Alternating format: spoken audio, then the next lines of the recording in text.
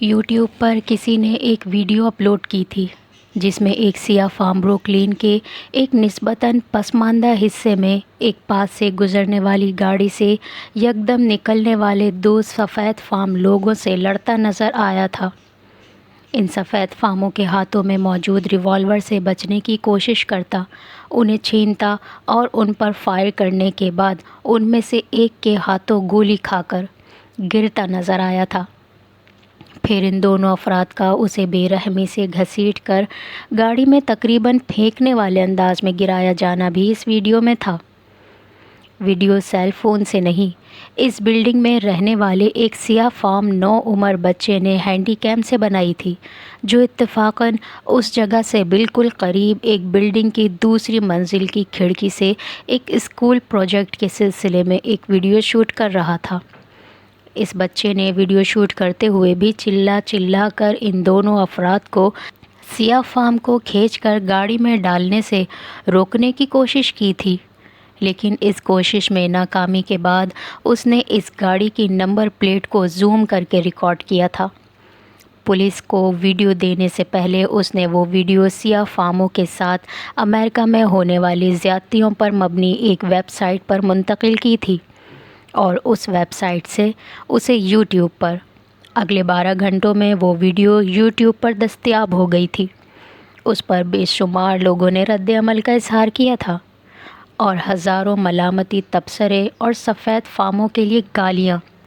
وہ 12 گھنٹوں میں یوٹیوب سے نیوز چینلز پر آ گئی تھی اور وہاں سے بین الاقوامی نیٹ ورکس پر۔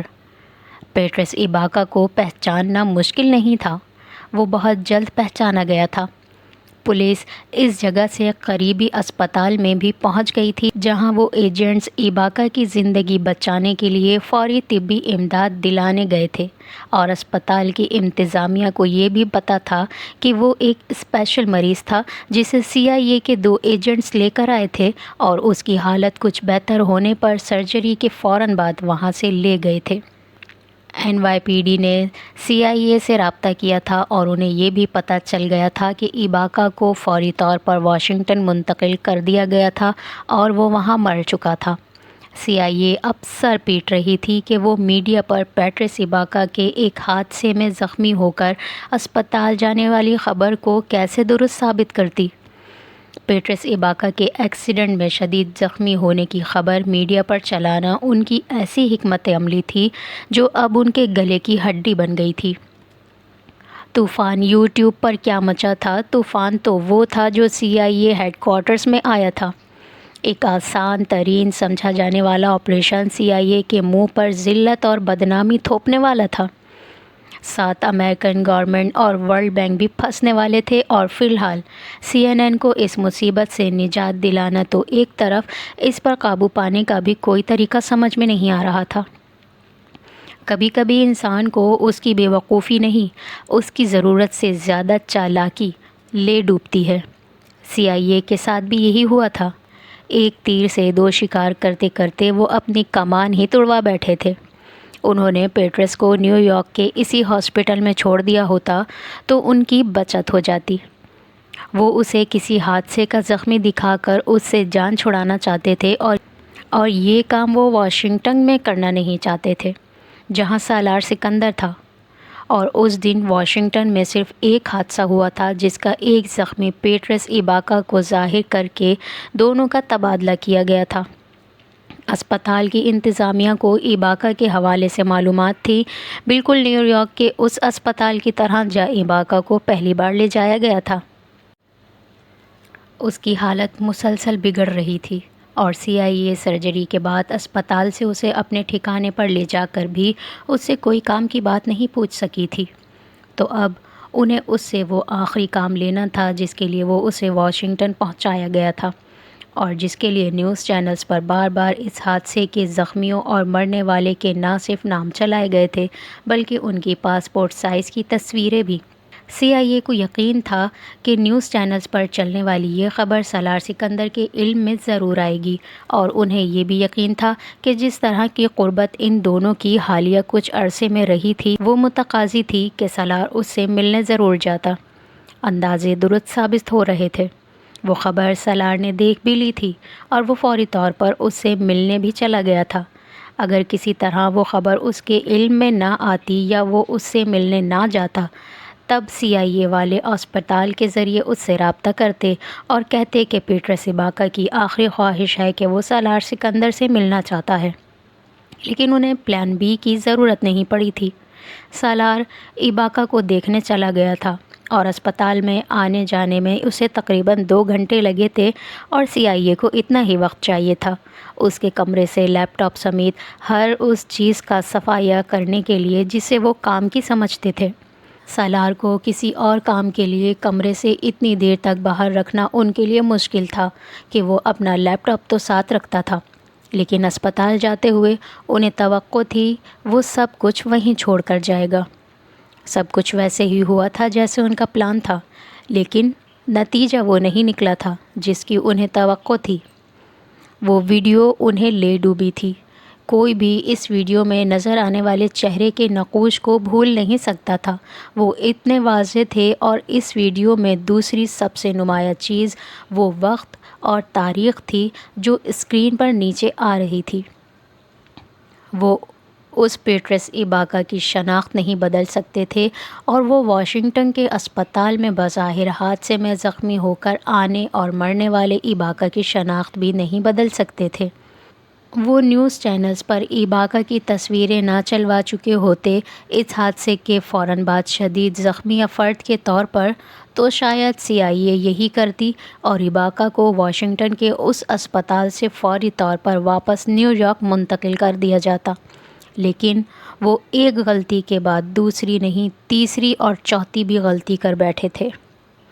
اینڈرسن کوپر کی ٹیم نے پیٹرس ایباکا کی مشکوک حالت میں موت کے بعد ان پیغامات اور ای میلز کو اور اس ویڈیو میں نظر آنے والے وقت کو چیک کیا تھا۔ وہ سب پیغامات اور ای میلز جن میں ایباکا نے کوپر کو شو میں شرکت سے معذرت کرنے کے ساتھ ساتھ کسی قسم کی معاونت سے بھی انکار کیا تھا، وہ اس ویڈیو کے 2 گھنٹے بعد کے میسج تھے، اور اس وقت کے جب نیو یارک کے اسپتال میں ایباکا کی سرجری ہو رہی تھی۔ اور ایسے پیغامات صرف کوپر ہی کو نہیں، ان دوسرے پروگرامز کے میزبانوں کو بھی کیے گئے تھے، یا صحافیوں کو جن سے ایباکا پچھلے کچھ دنوں سے مل رہا تھا اور پگمیز کے مسئلے کو سامنے لانے کی درخواست کر رہا تھا۔ ایڈرن کوپر نے ایک نیوز پروگرام میں پیٹرس کے ان پیغامات اور اس کی ویڈیو کی ٹائمنگ کو پوائنٹ آؤٹ کیا تھا، اور پھر اس نے نیو یارک اور واشنگٹن کے 2 ہاسپٹلز کے معتبر ذرائع کا حوالہ دیتے ہوئے یہ راز کھول دیا تھا کہ ان دونوں ہاسپٹلز میں اسے داخل کرنے والے CIA سے تعلق رکھتے تھے۔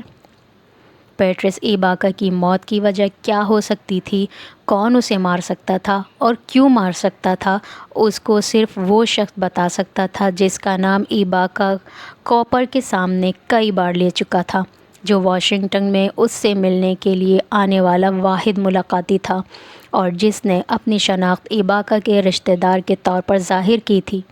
امریکہ کے ہر نیوز چینلز پر اس رات سالار سکندر کا نام اس حوالے سے چل رہا تھا، اور ہر کوئی سالار سے رابطہ کرنے میں ناکام تھا۔ 4 سالہ جبرائیل نے اپنے خاندان کو درپیش آنے والے اس بحران میں جو رول ادا کیا تھا، وہ اس نے زندگی میں کئی بار ادا کرنا تھا۔ یہ اس ننھے سے بچے کو تب علم نہیں تھا۔ امامہ کے جانے کے بعد ہیڈی کو اچانک خیال آیا تھا کہ امامہ اسے گھر سے کچھ چیزیں لانے کا کہہ کر گئی تھی، جو نوزائیدہ بچے اور اس کے لیے ایک بیگ میں گھر پر پہلے ہی پیک کر کے رکھی ہوئی تھی، اور وہ ہیڈی سے ان دونوں بچوں کے لیے کھانے پینے اور ان کے کپڑوں کے لیے بھی کہہ کر گئی تھی، کیونکہ اسے بچوں کو گھر واپس نہیں بھیجنا تھا جب تک سالار نہ آ جاتا۔ اس نے ہیڈی سے کہا تھا وہ ان بچوں کو ہسپتال میں ہی کسی فیمیل اٹینڈنٹ کے پاس چھوڑ کر گھر سے یہ چیزیں لے آئے، یا پھر گھر میں موجود کسی اور ملازم کی مدد لے، لیکن وہ بچوں کو کہیں نہیں لے جائے گی۔ ہیڈی کو امامہ کی یہ ہدایات یاد نہیں رہی تھیں۔ ان کا گھر وہاں سے صرف 10 منٹ کی ڈرائیو پر تھا، اور ہیڈی نے سوچا تھا وہ یہاں ان بچوں کو اکیلا چھوڑنے کے بجائے ان کو اپنے ساتھ ہی لے جائے گی اور واپس لے آئے گی۔ جبرائیل نے ساتھ لے جانے کی اس کوشش کے جواب میں صاف انکار کرتے ہوئے اسے یاد دلایا کہ ممی نے اس سے کہا تھا وہ وہیں رہیں گے۔ اور انہیں ساتھ نہیں لے جائے گی۔ ہیڈی کو یاد آ گیا تھا اور اس نے دوبارہ اصرار نہیں کیا تھا۔ وہ جبرائیل کو بہت اچھی طرح جانتی تھی۔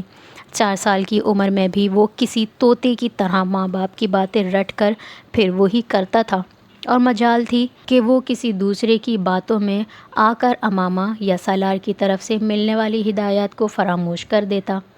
ہیڈی انہیں امامہ کی ڈاکٹر کی اسسٹنٹ کے پاس چھوڑ کر فوری طور پر گھر چلی گئی تھی۔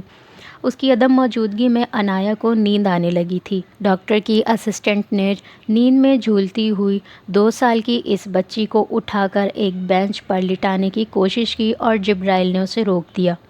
وہ وہاں سے انایا سمیت ہٹنا نہیں چاہتا تھا جہاں ہیڈی اسے بٹھا کر گئی تھی، اور جہاں اسسٹنٹ انایا کو لے جا کر لٹانا چاہتی تھی وہ ان کا بغلی کمرہ تھا۔ 4 سال کا وہ بچہ اپنی 2 سالہ بہن کے ساتھ وہیں پبلک میں بیٹھے رہنا چاہتا تھا، کیونکہ اسے کسی اجنبی کے ساتھ کہیں نہیں جانا چاہیے، کسی ایسی جگہ جو دور ہوتی۔ اسسٹنٹ کچھ حیران ہو کر واپس ٹیبل پر آ گئی۔ وہ ایک انٹرسٹنگ بچہ تھا، اس نے اپنے کرسی پر بیٹھے اسے دیکھتے ہوئے سوچا۔ 2 سالہ انایا اب جبرائیل کی گود میں سر رکھے سو رہی تھی، اور وہ بے حد چوکنا بیٹھا بہن کے سر کو اپنے ننھے ننھے بازوؤں کے حلقے میں لیے ملاقاتی کمرے میں آنے جانے والوں کو دیکھ رہا تھا، اور تب وہ عورت ان دونوں کے برابر میں آ کر بیٹھ گئی، اور اس نے جبرائیل کو ایک مسکراہٹ دیتے ہوئے اس کا سر تھپتھپایا، اور جواباً اس بچے کے تاثرات نے اسے سمجھا دیا تھا کہ اسے یہ بے تکلفی اچھی نہیں لگی ہے۔ اس عورت نے دوسری بار سوئی ہوئی انایا کے بالوں میں انگلیاں پھیرنے کی کوشش کی تو اس بار جبرائیل نے اس کا ہاتھ بڑی نرمی سے پرے کرتے ہوئے سرگوشی میں اس سے کہا، "شی از سلیپنگ، یہ سو رہی ہے۔" "اوہ سوری۔" امریکن عورت بظاہر شرمندگی ظاہر کرتے ہوئے اسے دیکھ کر مسکرائی۔ جبرائیل نے ایک بار پھر سپاٹ چہرے اور اس کی طرف دیکھے بغیر اس کی مسکراہٹ نظر انداز کی۔ اس عورت نے اپنا پرس کھول کر اس کے اندر سے چاکلیٹ کی ایک بار نکال کر جبرائیل کی طرف بڑھائی۔ "نو تھینکس۔" جواب چاکلیٹ آگے بڑھائے جانے سے بھی پہلے آ گیا تھا۔ "میرے پاس کچھ کھلونے ہیں۔" اس بار اس عورت نے زمین پر رکھے ایک بیگ سے ایک اسٹفڈ کھلونا نکال کر جبرائیل کی طرف بڑھایا۔ اس کی سرد مہری کی دیوار توڑنے کی یہ اگلی کوشش تھی۔ جبرائیل نے اس کھلونے پر ایک نظر ڈالے بغیر بہت شائستگی سے اس سے کہا، "Would you please stop bothering us?" آپ ہمیں تنگ کرنا بند کر دیں گی پلیز؟ ایک لمحے کے لیے وہ عورت چپ ہی رہ گئی تھی۔ یہ جیسے شٹ اپ کال تھی اس کے لیے، مگر وہ وہاں منہ بند کرنے کے لیے نہیں آئی تھی۔ انہیں ان دونوں بچوں کو وہاں سے لے جانا تھا، اور ان کا خیال تھا آتے جاتے ملاقاتیوں میں 2 کم سن بچوں کو بہلا پھسلا کر وہاں سے لے جانا کیا مشکل تھا۔ زور زبردستی وہ اتنے لوگوں کے سامنے انایا کے ساتھ کر سکتے تھے، جبرائیل کے ساتھ نہیں۔ وہ اب منتظر تھی کہ انایا کی طرح وہ 4 سالہ بچہ بھی تھک کر سو جائے، پھر شاید ان کو کسی طرح وہاں سے ہٹا دیا جاتا، لیکن اسے جبرائیل کے تاثرات سے اندازہ ہو رہا تھا کہ اس کا سونے کا کوئی ارادہ نہیں تھا۔ وہ 10-15 منٹ بیٹھے رہنے کے بعد وہاں سے اٹھ گئی تھی۔ اسے ان دونوں بچوں کے حوالے سے نئی ہدایات لینی تھی، اور 5 منٹ بعد جب وہ واپس آئی تو ہیڈی وہاں ان دونوں کے پاس موجود تھی۔ وہ عورت ایک گہرا سانس لے کر رہ گئی تھی۔ وہ ان دونوں کو کوئی نقصان نہیں پہنچانا چاہتے تھے، صرف اپنی نگرانی میں رکھنا چاہتے تھے جب تک امریکہ میں سالار کے ساتھ معاملات طے نہ ہو جاتے۔ امریکہ میں سالار کو اس کی فیملی کے حوالے سے صاف جواب دینے کے باوجود CIA اس کی فیملی پر نظر رکھے ہوئے تھی۔ وہ عورت ایک بار پھر اس وزٹنگ روم میں کہیں اور بیٹھ گئی تھی۔ انایا اب جاگ گئی تھی اور باتھ روم جانا چاہتی تھی۔ ہیڈی اسے باتھ روم لے کر جانا چاہتی تھی۔ اس نے جبرائیل کو ایک بار پھر وہیں ٹھہرنے کا کہا تھا، وہ نہیں ٹھہرا تھا۔ وہ کسی طرح بھی انایا کو اپنی آنکھوں سے اوجھل کرنے پر تیار نہیں تھا۔ ہیڈی کو اسے بھی باتھ روم لے کر جانا پڑا تھا۔ وہ عورت بھی اٹھ کر ان کے پیچھے باتھ روم آئی تھی، اور جبرائیل نے اس عورت کو ایک بار پھر نوٹس کیا تھا۔ "Why are you stalking us?" تم ہمارے پیچھے کیوں پڑی ہو؟ واش بیسن میں ہاتھ دھونے میں مصروف وہ عورت قریبی بیسن میں ہاتھ دھوتی ہیڈی کے ساتھ کھڑے اس بچے کا جملہ سن کر جیسے ایڑیوں پر گھومی تھی۔ نہ بھی گھومتی تو بھی اسے اندازہ تھا وہ بچہ اسے ہی مخاطب کر رہا تھا۔ ہیڈی نے اس عورت کو دیکھا اور معذرت خواہانہ انداز میں مسکرائی، یوں جیسے وہ جبرائیل کے اس تبصرے سے متفق نہیں تھی، لیکن جبرائیل اسی ناخوشگوار انداز میں اس عورت کو دیکھ رہا تھا۔ 45 سال کی اس عورت نے مسکراتے ہوئے اس 4 سال کے بچے کو سراہا تھا۔ وہ پہلی بار ایک 4 سال کے بچے کے ہاتھوں پسپا ہوئی تھی اور وہ اسے سراہے بغیر نہیں رہ سکی تھی۔ وہ جن بھی ماں باپ کی اولاد تھا، کمال تربیت ہوئی تھی اس کی۔ ہیڈی ان دونوں کو لے کر وہاں سے چلی گئی تھی، لیکن وہ عورت نہیں گئی تھی۔ وہ ایک بار پھر اس بچے سے وہ جملہ نہیں سننا چاہتی تھی جو اس نے کچھ دیر پہلے سنا تھا۔ بہتر تھا اسے بھیجنے والے اس کی جگہ کسی اور کو بھیج دیتے۔ ہیڈی نے بار بار امامہ سے بھی ملنے کی کوشش کی تھی اور اس کے بچوں کو بھی امامہ سے ملوانے کے لیے ڈاکٹر سے اصرار کیا تھا، کیونکہ عنایا اب بے قرار ہو رہی تھی۔ ڈاکٹر نے اسے انکوبیٹر میں پڑا ہوا ہمین تو دکھا دیا تھا، لیکن امامہ تک رسائی نہیں دی تھی۔ اس نے ایک بار پھر اسے دونوں بچوں کو اس کی تحویل میں دینے کا کہا تھا، اور ہمیشہ کی طرح جبرائیل اڑ گیا تھا۔ نیند سے بوجھل آنکھوں اور تھکاوٹ کے باوجود وہ عنایا کا ہاتھ پکڑے بیٹھا ہوا تھا، کیونکہ ممی نے اسے عنایا کا خیال رکھنے کو کہا تھا۔ اس نے انکوبیٹر میں وہ بیبی بوائے بھی دیکھ لیا تھا جسے ممی لینے گئی تھی، لیکن ممی کہاں تھیں؟ یہ سوال اب صرف اسے ہی نہیں، ہیڈی کو بھی پریشان کر رہا تھا۔ وہ اب کنشاسا میں سالار کے آفس کے ذریعے اس سے رابطہ کرنے میں مصروف تھی، لیکن سالار غائب تھا، اور کانگو میں ورلڈ بینک پر قیامت ٹوٹنے والی تھی۔ صرف ورلڈ بینک پر نہیں، ان مغربی اقوام کے نمائندوں پر بھی جو کانگو میں استعماریت کے ستون بنے بیٹھے تھے۔ پیٹرس ایباکا اپنی موت کے 24 گھنٹوں میں صرف کانگو کے پیگمیز کا نہیں، پورے افریقہ کا ہیرو بن گیا تھا۔ اس خطے نے آج تک صرف بکنے والے حکمران دیکھے تھے، جو اربوں ڈالرز کے کمیشن لے کر اپنے ملک کی ہر چیز بیچنے کے لیے ہر وقت تیار بیٹھے تھے۔ اس خطے نے ہیرو پہلی بار دیکھا تھا، جان دینے والا ہیرو۔ پیٹرس ایباکا ساری زندگی پرامن طریقوں سے جدوجہد کرتا اور اس کا درس دیتا رہا تھا، لیکن اپنی موت کے بعد اس کی جو وصیت منظر عام پر آئی تھی، اس میں اس نے پہلی بار اپنی غیر متوقع اور غیر فطری موت کی صورت میں اپنے لوگوں کو لڑنے کے لیے اکسایا تھا۔ اس جنگل کو بچانے کے لیے انہیں سفید فاموں کو مار بھگانا تھا، چاہے اس کے لیے کچھ بھی کرنا پڑے۔ اپنی اسی وصیت میں اس نے ورلڈ بینک، امریکہ اور دوسری عالمی طاقتوں کو شدید تنقید کا نشانہ بناتے ہوئے انہیں ان سب کے خلاف جہاد کرنے کے لیے کہا تھا۔ وہ مسلمان نہیں تھا، لیکن مذاہب کا تقابلی جائزہ لیتا رہا تھا، اور اسے اپنے لوگوں کے ساتھ ہونے والی ناانصافی اور ظلم کے خلاف بغاوت کے لیے جہاد سے زیادہ موزوں لفظ نہیں ملا تھا۔ اس نے صرف پگمیز کو مخاطب کیا تھا، صرف انہیں جنگلوں سے نکل کر شہروں میں آ کر لڑنے کے لیے کہا تھا۔ ورلڈ بینک اور ان آرگنائزیشنز کے ہر دفتر پر حملہ کر کے وہاں کام کرنے والوں کو مار بھگانے کا کہا تھا، لیکن اس رات وہ صرف پگمیز نہیں تھے جو ایباکا کی کال پر ورلڈ بینک کے ساتھ ساتھ غیر ملکی آرگنائزیشنز پر چڑھ دوڑے تھے۔ وہ کانگو کے استعماریات کے ہاتھوں سالوں سے استحصال کا شکار ہوتے ہوئے عوام تھے جو باہر نکل آئے تھے۔ کنشاسا میں اس رات کنشاسا کی تاریخ کے وہ سب سے بڑے فسادات ہوئے تھے جن میں کوئی سیاہ فام نہیں، صرف سفید فام مارے گئے تھے۔ ورلڈ بینک کے دفتروں پر حملہ کر کے انہیں لوٹنے کے بعد آگ لگا دی گئی تھی، اور یہ سلسلہ صرف وہیں تک نہیں رکا تھا۔ ورلڈ بینک کے حکام کے رہائش گاہوں پر بھی حملے، لوٹ مار اور قتل و غارت ہوئی تھی، اور ان میں سالار سکندر کا گھر بھی تھا۔ وہ سالار سکندر کا گھر نہیں تھا جسے آگ لگائی گئی تھی، وہ ورلڈ بینک کے سربراہ کا گھر تھا جسے ہجوم نے اس رات تباہ کیا تھا۔ کانگو میں اس رات 150 کے قریب امریکیوں اور یورپ کے لوگوں کو مارا گیا تھا، اور ان میں اکثریت ورلڈ بینک اور دوسری عالمی تنظیموں میں کام کرنے والے افراد اور ان کے خاندان کے افراد کی تھی۔ ورلڈ بینک کے 40 افراد ان فسادات میں مرے تھے، اور یہ 40 لوگ نچلے عہدوں پر کام کرنے والے لوگ نہیں تھے۔ وہ ورلڈ بینک کے سینئر اور جونیئر مینجمنٹ تھی، اپنی اپنی فیلڈ کے ماہر نامور لوگ جو کئی سالوں سے اس بینک اور اس کے مختلف آپریشنز اور پروجیکٹ سے منسلک تھے، اور جو کانگو میں اس ادارے کے ستونوں کے طور پر کانگو کے طول و عرض پر پھیلے ہوئے تھے۔ ورلڈ بینک کی تاریخ میں پہلی بار ورلڈ بینک کے خلاف فسادات اور اس کے عملے کا قتل عام کیا گیا تھا۔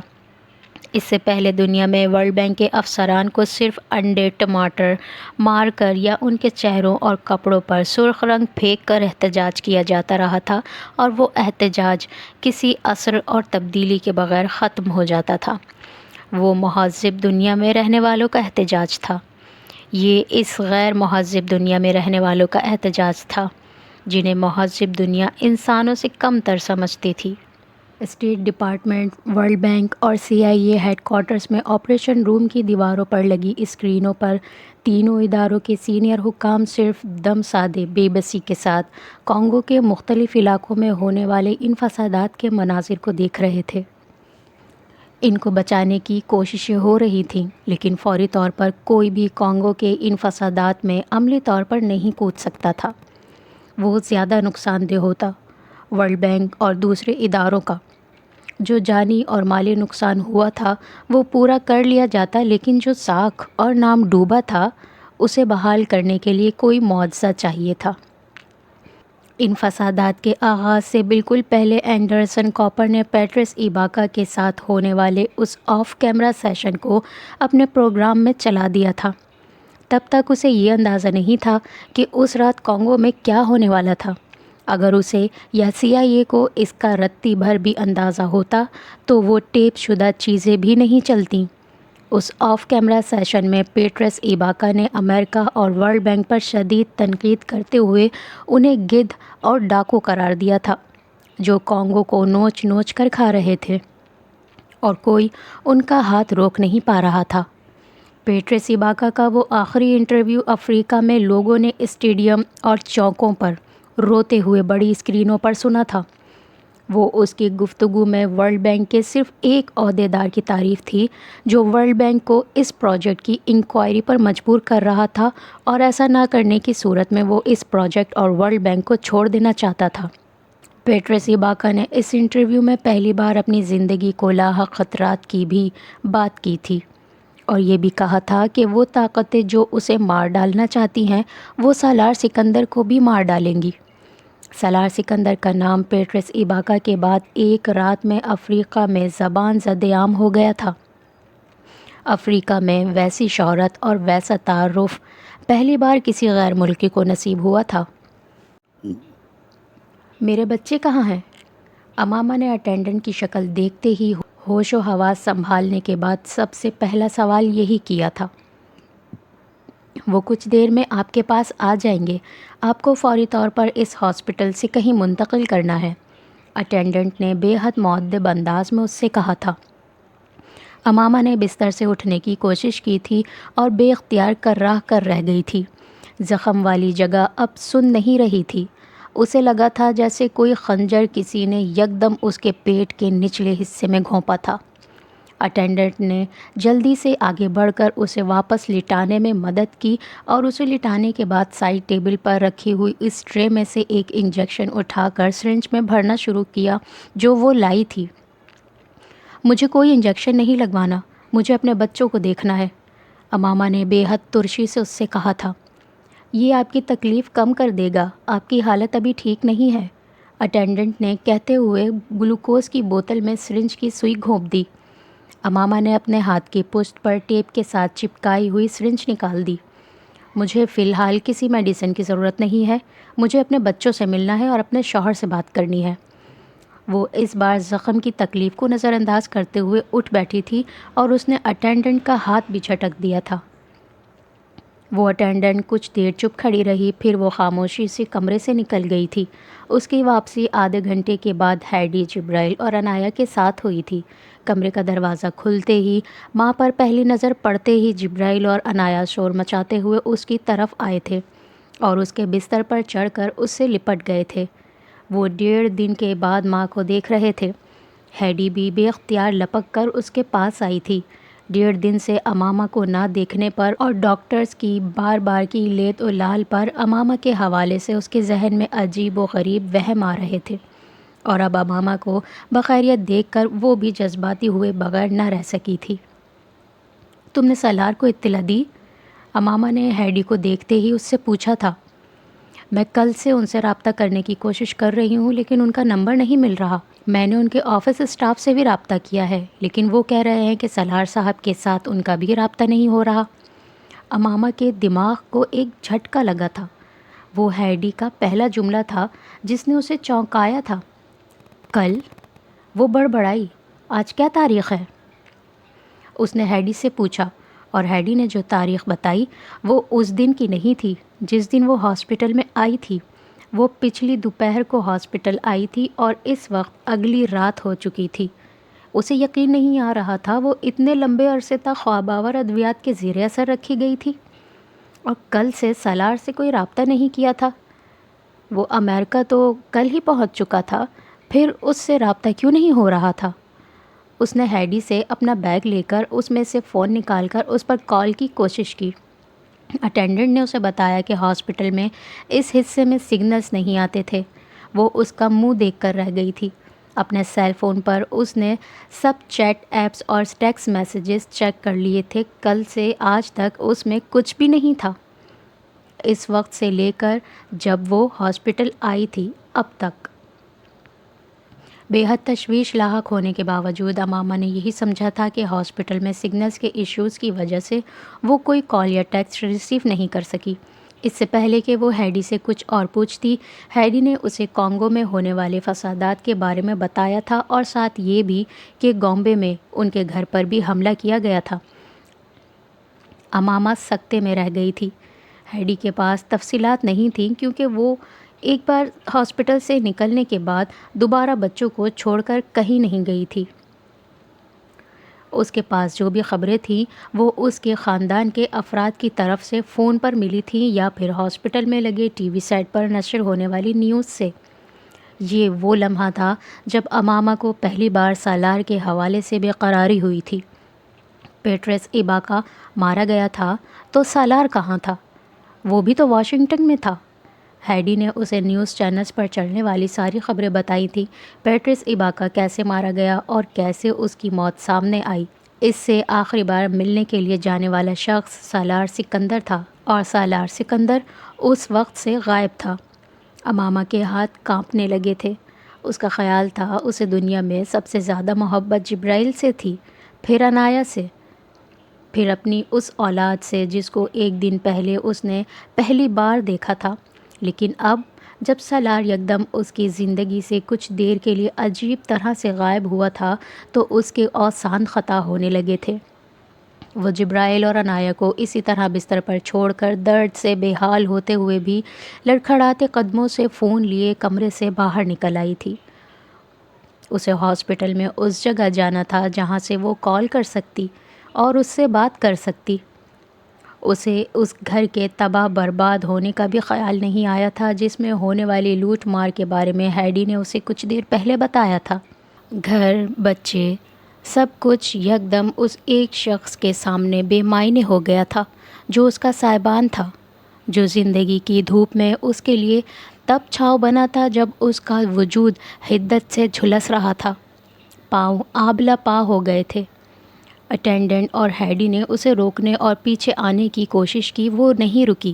اس نے ہیڈی کو اپنے پیچھے نہیں آنے دیا، اسے بچوں کے پاس رکنے کے لیے کہا۔ وہ ننگے پاؤں پھوڑے کی طرح دکھتے جسم کے ساتھ لڑکھڑاتے قدموں سے کوریڈور میں آئی تھی۔ سالار وہاں ہوتا تو اس حالت میں اسے بستر سے ہلنے بھی نہ دیتا، لیکن سارا مسئلہ یہی تو تھا کہ سالار وہاں نہیں تھا، اور وہ اسے پانے کے لیے بے حال ہو رہی تھی۔ ہاسپٹل میں کوئی ایسی جگہ ڈھونڈتی جہاں سگنل آ جاتے، جہاں سے وہ سالار سے بات کر پاتی، اس کی آواز سن لیتی۔ اس کا جسم ٹھنڈا پڑ رہا تھا۔ یہ موسم نہیں تھا جو اسے لرزا رہا تھا، خوف تھا جو رگوں میں خون جما رہا تھا۔ صرف ہاتھ نہیں تھے جو کپ کپا رہے تھے، اس کا پورا جسم پتے کی طرح کانپ رہا تھا۔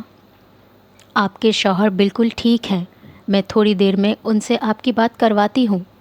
امامہ لڑکھڑاتے قدموں سے چلتے چلتے ساکت ہوئی اور اٹینڈنٹ کی آواز پر پلٹی تھی اور پھر وہاں کھڑے کھڑے جیسے موم کی طرح پگھلنے لگی تھی۔ زرد، کانپتی، ٹھٹھرتی، بے آواز روتی، وہ ماں تھی اپنے بچوں پر جان دے دینے والی، اور وہ رب تھا اپنے بندوں کو ایسے کیسے چھوڑ دیتا؟ اس نے جس کو پکارا تھا مدد کے لیے وہی آیا تھا۔ رحم اٹینڈنٹ کو اس کی حالت پر نہیں آیا تھا، اس برتر ذات کو اپنے بندے پر آیا تھا، اور وہ اپنے بندوں پر بلا شبہ بے حد شفقت کرنے والا ہے۔